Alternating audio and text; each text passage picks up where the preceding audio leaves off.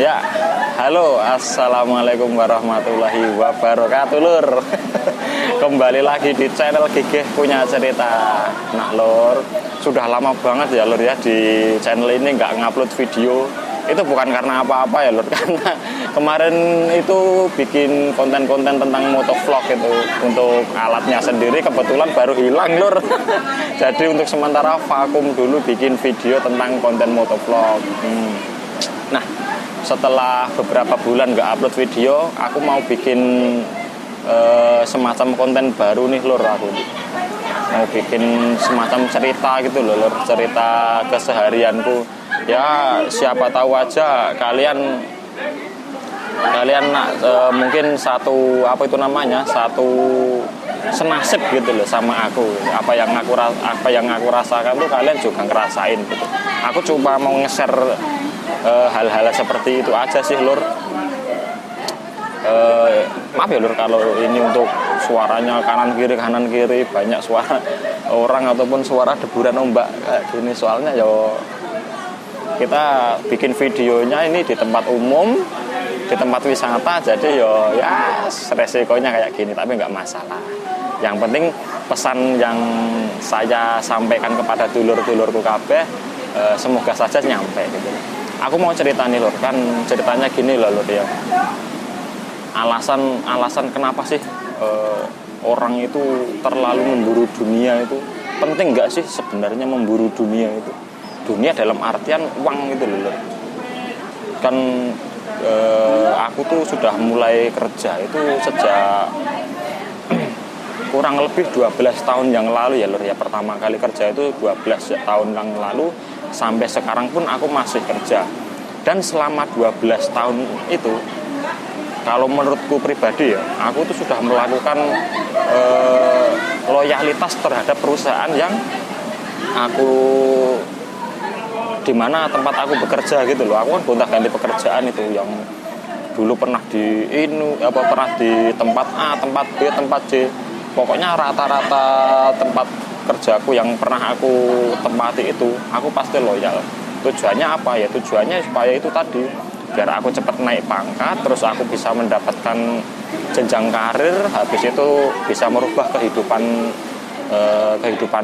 sosialku gitu loh. Karena aku sendiri berasal dari keluarga yang kurang mampu ya, terus terang aja. Jadi ketika sedang bersosialisasi dengan orang-orang di sekitarku, kayak ada semacam diremehkan gitu loh, lur. Karena itu tadi, ya kayak semacam dianggap sebelah mata gitu loh, pandang sebelah mata kayak gitu. Makanya itu aku pengen berubah kayak gitu. Soalnya setauku ya siapa yang kaya ya itu yang dihormati. Dan kayaknya emang bener sejauh ini rata-rata di semua tempat, siapa orang yang paling kaya yang itu yang dihormati gitu.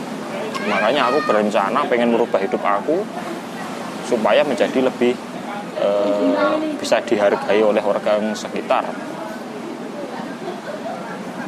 Ngomong apa tuh aku bisa dihargai oleh orang sekitar gitu. Makanya aku loyalitas. Terus selama 12 tahun itu semuanya aku korbanin, lur, termasuk waktuku untuk keluarga, waktuku untuk bercanda dengan teman-teman. Terus yang terlebih penting lagi, waktuku untuk Allah, untuk akhiratku benar-benar sudah aku lupakan. Karena yang itu tadi, aku nggak pengen untuk urusan loyalitas di pekerjaan terganggu karena ibadah. Aku nggak pengen ibadah, nanti dulu aja lah, yang penting kerja. Karena nalarku emang kalau kita misalnya berdoa gitu, kita rajin berdoa, rajin sholat kayak gitu, emang uang itu bisa datang sendiri kayak gitu. Aku dulu berpikiran kayak gitu, ternyata itu tadi salah kaprah kayak gitu. Selama ini kesanku ya, selama 12 tahun aku bekerja, aku yang loyalitas terhadap perusahaan, yang aku rasakan itu nggak pernah aku merasa dicukupkan ya, lur ya. Itu aku nggak merasa kayak gaji yang telah aku terima itu kok nggak ada, kayak nggak bisa aku rasakan. Kalau orang Jawa itu ngomongnya itu kurang ajime gitu loh.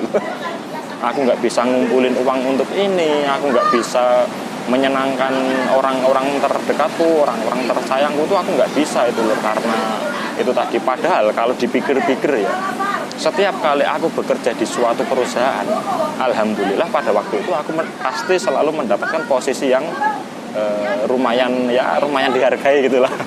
Lumayan dihargai, jenjang karirnya lumayan ada gitu.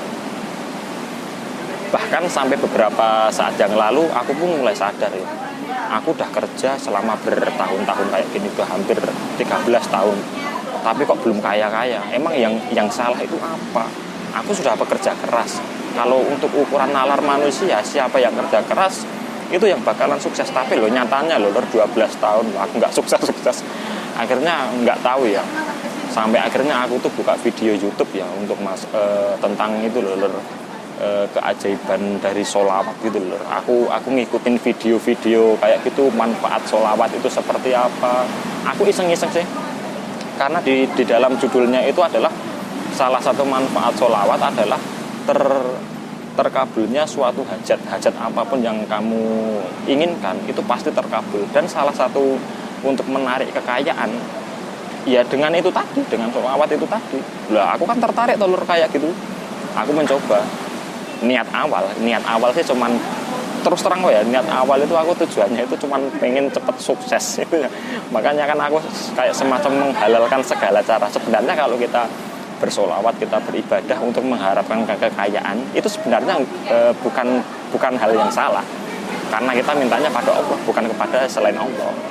Cuman yang jadi pertanyaan, mosok untuk hal-hal seperti itu kita harus melakukan hal seperti itu juga kan? Yo rasa malu kita di mana? Enggak salah, cuman yo harga diri kita di mana gitu. Aku kan dulu niatnya kayak gitu. Aku sehari, 2 hari, 3 hari tak konsisten melakukan sholawat kayak gitu. Lama kelamaan, percaya atau tidak, lama kelamaan itu entah kenapa hatiku gitu terasa adem gitu loh. Mbak tahu kenapa ya, setiap kali aku punya masalah keuangan, setiap kali aku punya masalah dengan pekerjaan atau apapun itu, aku selalu bersikap tenang. Padahal aku tuh bukan tipikal orang yang tenang gitu loh. Semuanya tuh aku pikirin dengan rinci. Kalau misalnya ada permasalahan A, gimana cara menyelesaikan permasalahan A itu sampai tuntas. Itu biasanya kayak itu, dan hal-hal seperti itu bikin aku pusing kalau ketika aku mikirin masalah-masalah itu. Tapi semenjak kenal sholawat, nggak tahu kenapa ya, aku tuh semacam kayak lost gitu aja. Bodoh amat lah, mau nanti masalah menjadi tambah rumit atau enggak itu bodoh amat. Aku cuman yang aku tahu sekarang pikiranku agak tenang. Semakin hari semakin aku rutin bersolawat, nggak tahu kenapa kok aku tuh berkeinginan untuk melakukan sholat lagi. Ini terus terang ya, mungkin ini memalukan sekali karena ya sejak pertama kali kerja sampai beberapa saat yang lalu, yang namanya sholat itu tidak pernah aku lakukan, terus terang aja. Apalagi sholat wajib aja nggak pernah, apalagi yang sholat sunnah seperti sholat Jumat, sholat tahajud dan lain sebagainya, otomatis ya udah aku lupakan. Bahkan caranya wudhu itu loh, aku saja sudah lupa loh caranya wudhu itu loh. Kan itu kebangetan sekali loh kalau misalnya orang Islam cara wudhu aja sih kita lupa loh, sampai lupa. Termasuk bacaan sholat, aku dulu sampai searching di Google, searching di YouTube kayak gitu loh, untuk mengingat kembali bacaan sholat itu loh. Saking nggak pernah sholatnya aku tuh. Entah kenapa aku tuh kayak semacam ada dorongan ingin sholat lagi. Akhirnya aku niatin Bismillahirrahmanirrahim, aku kayak gitu. Aku mulai bersih area kamar gitu. Beneran bersih area kamar ya, biasanya bodo amat gitu. Beneran kalau misalnya ada najis sekecil apapun langsung tak sikat. Kayak gitu. Ya supayanya ya biar lebih khusyuk lagi buat ibadah gitu. Soalnya kan aku kalau untuk ibadah di luar, kalau misalnya di masjid atau di tempat-tempat umum untuk saat ini kurang begitu kurang begitu ada dorongan, karena ya rata-rata untuk daerah tempat tinggalku itu masjid itu belum untuk umum dulu, karena ya kita tahu sendirilah untuk saat ini kan sedang ada pandemi tuh. Jadi ya kayak gitu. Setelah itu kesimpulannya kayak inti dari cerita yang kesana kemari itu kayak gini loh. aku udah kerja sampai puluhan tahun, tapi kenapa kok nggak aku merasa kaya gitu loh.